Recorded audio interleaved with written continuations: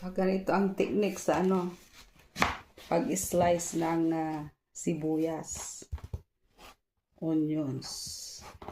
Ayan, hinati natin ng tapos diyan. Tapos anuhin natin sa gitna.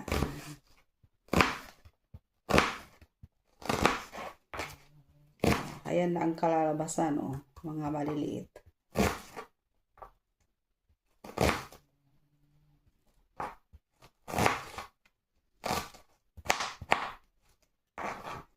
Ayan, na-slice na siyang maliliit.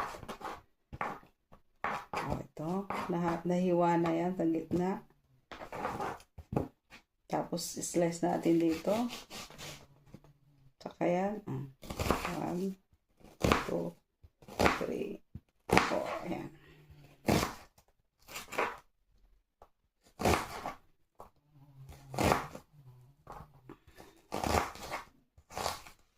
Ayan, maliliit na siya, maliliit na slice na.